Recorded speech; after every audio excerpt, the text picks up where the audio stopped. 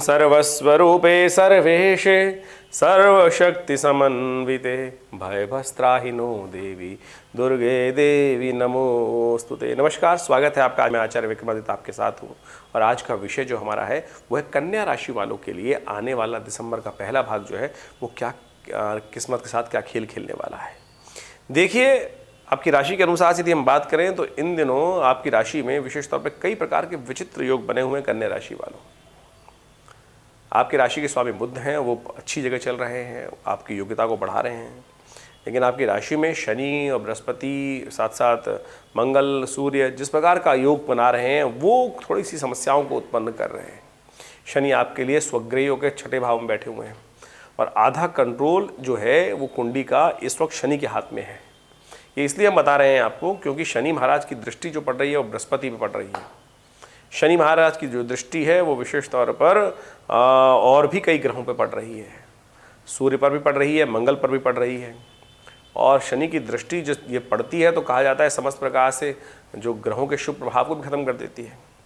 और मंगल की दृष्टि भी शनि पड़ रही है, शनि की दृष्टि मंगल पे पड़ रही है, ये अंतर्द्वंद उत्पन्न कर रहा है। और ये जो शनि की दृष्टि मंगल पे पड़ रही है और मंगल इस वक्त अस्त स्थिति में है, तो मंगल कमज़ोर है, शनि पूर्ण ताकत में है। तो मंगल के शुभ प्रभाव पर उन्होंने कहीं ना कहीं अंकुश लगा दिया है। बृहस्पति के शुभ प्रभाव पर शनि ने कहीं ना कहीं अंकुश लगा दिया है। साथ साथ अभी शुक्र परिवर्तित हुए नवंबर के अंतिम में और उन्होंने अपनी राशि परिवर्तन करके लग्न से कमज़ोर स्थिति से बदलकर शुक्र अपनी राशि में पहुंच गए, तुला में पहुंच गए, लेकिन बृहस्पति के सामने आ गए। तो देवगुरु और शुक्र दैत्य गुरु दोनों के दोनों आपस में समसप्तक योग बना रहे हैं। तो ऐसे में उठापटक की स्थिति उत्पन्न हो सकती है आपके भाग्य में। तो आपको बहुत सोच समझ कर कार्य करने की ज़रूरत है। बहुत विचारों को कंट्रोल करते हुए कार्य करने का प्रयास करेंगे तभी ठीक रहेंगे। लेकिन हल्की सी कुताही कहीं ना कहीं कष्ट को उत्पन्न करने के योग बना सकती है। शत्रु भाव थोड़ा सा प्रबल होता दिखाई दे रहा है, ध्यान रखते हुए कार्य करने की ज़रूरत है। तो पहले बात करते हैं 1 दिसंबर की। 1 दिसंबर को ग्रहों का योग जो बन रहा है, शुक्रवार का अवसर, चतुर्थी तिथि मार्गशीर्ष कृष्ण पक्ष की, और वो ग्रहों का योगायोग जो निर्माण कर रही है वो विशेष तौर पर आपके लिए अच्छा है, आगे बढ़ने का योग बना रहा है, लाभ की स्थिति प्रशस्त करता दिखाई दे रहा है। सुंदर तरीके से ग्रहों का योग आपके लिए अच्छा बनता दिखाई दे रहा है। बस थोड़ा खर्चों पे कंट्रोल करने की ज़रूरत है क्योंकि इस वक्त जो ग्रह दिखाई दे रहे हैं कि लाभ तो होगा, लाभ की उम्मीद में आप थोड़े से एम्बिशियस ज़्यादा हो जाएंगे। तो ओवर एम्बिशियस मत बनिएगा, जितना लाभ होना है कि उससे ज़्यादा बेकार के कामों में खर्च ना हो जाए, इस बात का ध्यान रखते हुए कार्य करने की ज़रूरत है।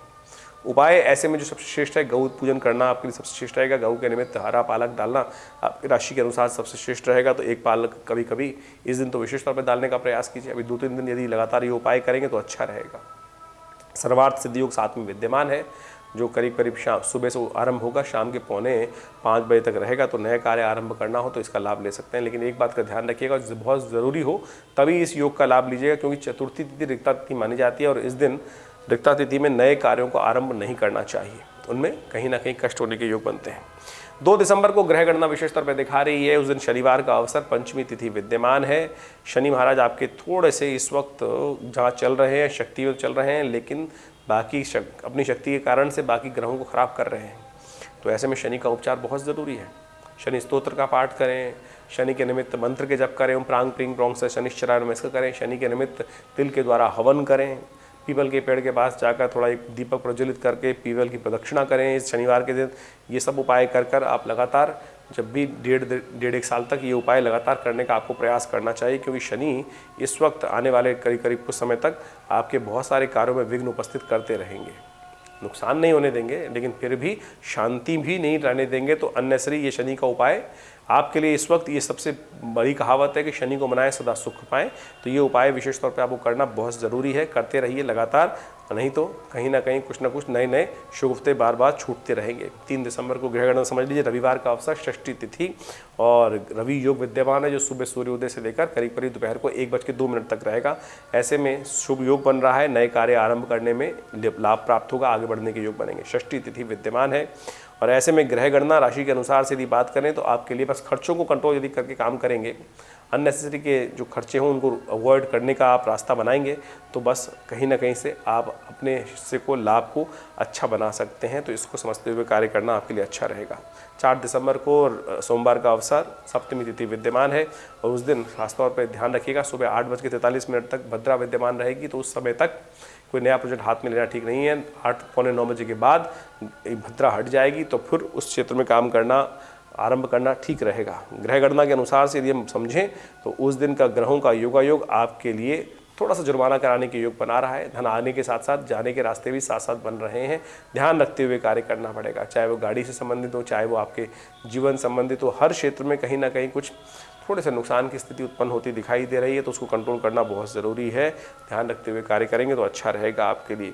उपाय के दृष्टिकोण से सबसे श्रेष्ठ उपाय है कि आपकी राशि के अनुसार से शिव का स्तवन करें, शिव के निमित्त मंत्र जप करें तो वो आपके लिए अच्छा रहेगा। 5 तारीख को बहुत सुंदर तिथि है, मंगलवार का अवसर, अष्टमी तिथि और काल भैरव अष्टमी की तिथि है। और ऐसे में ग्रहों की गणना आपके लिए जो बनी हुई है वो थोड़ी सी नुकसानदायक है। शिव का प्रार्थना कर, शिव की उपासना कर आप सुंदर तरीके से लाभ ले सकते हैं। तिथि भी बहुत सुंदर है और इस तिथि का पुण्य भी अद्भुत बताया गया है। शास्त्र के दृष्टिकोण से बहुत विचित्र कथा शास्त्र में बताई गई है, कैसे भगवान शिव का पूजन इस दिन आरंभ हुआ शिवलिंग के रूप में। उसको सबको समझते हुए कार्य करना आपके लिए अच्छा रहेगा। उपाय हमने आपको बताया ही, विशेष तौर पर भगवान शिव की आराधना करें। और हमने विवेकानंद योगाश्रम में इस दिन बड़ा विशेष यज्ञ रखा है। साथ साथ शनि ग्रह, विशेष तौर पे काल भैरव जयंती के दिन काल भैरव यज्ञ रखा है। साथ साथ सुंदरकांड का पाठ भी है, उसमें भी आप सम्मिलित हो सकते हैं, जो शाम को 5 बजे से आरंभ होगा। तो अच्छा रहेगा समय, आप उसमें को लाभ लीजिए। 6 दिसंबर को बुधवार का अवसर, नवमी तिथि विद्यमान है, ग्रहों का योगायोग परिवर्तन की तिथि बना है। ये परिवर्तन आपके लिए अच्छा रहेगा। सुबह सुबह आपको थोड़ा लगेगा कि दिन ऐसा ही है, लेकिन जैसे जैसे दिन आगे बढ़ेगा वो परिवर्तन के योग बनाएगा और वो आपके अंदर मोटिवेशन और सही दिशा, सही डायरेक्शन डालने का प्रयास कर सकता है। तो इस डायरेक्शन से घबराइए मत, आगे चलने का प्रयास कीजिए, स्थिति आपकी अच्छी करने के योग बन सकती है। ऐसे में भगवान कृष्ण का जप करना, भगवान कृष्ण का पाठ करना, ओम नमो भगवते वासुदेवाय, इस पाठ करने से कल्याण के योग बनेंगे। और पुरुषोत्तम मास चल रहा, मार्गशीर्ष महीना चल रहा है और ये सबसे श्रेष्ठ है। ऐसे में भगवान का, कृष्ण का स्तवन, विष्णु का स्तवन समस्त प्रकार के कष्टों को हरने वाला रहेगा। वही 7 दिसंबर को बृहस्पतिवार का अवसर है, दशमी तिथि विद्यमान है और ग्रहों का योगायोग आपके लिए अनुकूलता उत्पन्न करने के योग बना रहा है। समय सही दिखाई देता है, तो उसके अनुसार से अच्छे मोटिवेशन से, शांत हृदय से काम करना आपके लिए अच्छा रहेगा। और बहुत सारी चीज़ें आप सहकर काम करेंगे, वो आपके मन को थोड़ा सा बैलेंस करता हुआ काम करता दिखाई दे रहा है, अच्छा रहेगा। कोशिश करें संत महात्माओं की सेवा करें, पीले वस्त्रों का दान करें, पीले लड्डुओं का दान करें, ये आपके लिए अच्छे योग बनाएगा। 8 दिसंबर को विशेष तौर पे उत्पन्ना एकादशी का दिवस है और ग्रह योग भी आपकी राशि के अनुसार से सुंदर रास्ता दिखाई दे रहे हैं। कोशिश करें जैसा जैसा रास्ता बने उसके अनुसार चलने का प्रयास करें, लेकिन मन में जो अननेसेसरी की कटकुट चल रही है उसको थोड़ा बैलेंस करने का प्रयास कीजिएगा। कई बार क्या होता है कि लगातार सफलता ना मिलने के कारण से, जब हम कार्य करते हैं उसमें थोड़ा विलंब होने के कारण से, या सामने वाले ज़बरदस्ती एक के बाद एक परेशानी उत्पन्न करते चले जा रहे हैं और हम उसमें हार रहे हैं, तो मन में कहीं ना कहीं अंतर्द्वंद उत्पन्न होता है। चिंता ना करें, सब दिन एक जैसे नहीं होते हैं, धीरे धीरे उसका भी रास्ता निकलेगा। आप कोशिश ये करें, एकादशी के दिन विशेष तौर पर भगवान विष्णु का पाठ करें, देखिए उससे शत्रुओं पर विजय प्राप्त करने के योग भी बनेंगे। सुंदर तरीके से रास्ते बनते दिखाई देर नहीं लगती है। 9 दिसंबर को ग्रह गणना विशेष तौर पर दिखा रही है, शनिवार का अवसर है और शनिवार का साथ साथ द्वादशी तिथि विद्यमान है और ये जो तिथि है ये आपके लिए बहुत सुंदर रहेगी। इस तिथि के अंदर यदि आप अपनी माता जी का आशीर्वाद लेकर, अपने गुरुजन का आशीर्वाद लेकर, अपने बड़ों का आशीर्वाद लेकर काम करेंगे तो बहुत सुंदर तरीके से कुछ विघ्न जो हैं उनको विघ्न उनको दूर करने का रास्ता बन सकता है। धन लाभ की स्थिति बनती दिखाई दे रही है, धन आगमन की स्थिति दिखाई दे रही है, सेविंग अकाउंट में पैसा बढ़ता दिखाई दे रहा है। ये ग्रह योग बन रहे हैं। कोशिश करें कि जैसा हमने आपको पिछली बार बताया था कि शनि के शनि आप अवश्य हनुमान जी का पाठ कर लिया करें, शनि हनुमान जी को चोला चढ़ा दिया करें। तो शनिवार है, इस उपाय को लगातार करेंगे तो अच्छा रहेगा आपके लिए। 10 दिसंबर को रविवार का अवसर, द्वादशी और त्रयोदशी तिथि का संयुक्त योग है।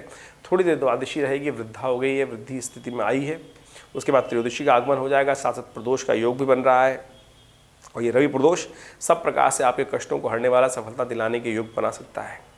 इन दिनों शनि महाराज जो लगातार आपके 1.5 साल तक आने वाले समय में थोड़े से वीक चल रहे हैं और उनको ठीक करने के लिए भी सुंदर उपाय करने का प्रयास कीजिए। आप ऐसे में प्रदोष के समय में, रविवार का प्रदोष है, तिल का तेल उपयोग करते हुए तिल के तेल से भगवान का सुंदरता से शंकर जी का अभिषेक करें। देखिए शत्रुओं पर विजय प्राप्त करने के योग बन सकते हैं। और ऐसे में भगवती दुर्गा का एक मंत्र है, दुर्गा दुर्गादिशमनी, दुर्गा पद निवारणी, दुर्गमच्छेदनी, दुर्ग साधनी, दुर्गनाशिनी। ये दुर्गा जी की 32 नामावली है। जब समय में बहुत सारी कष्ट दिखाई दे रहे हैं और कोई मन भयग्रस्त हो जाए तो ऐसे में इस स्तोत्र का पाठ कर लिया जाए, जिसको दुर्गा नामावली बोला जाता है, जिसमें 32 नाम है। उसके अंत में कहा गया पठेत सर्व भयान मुक्तो भविष्यति न संशया। तो उसका उपयोग करके आप लाभ ले सकते हैं। ईश्वर आपकी समस्त मनोकामना ठीक करेंगे। नमस्कार, धन्यवाद।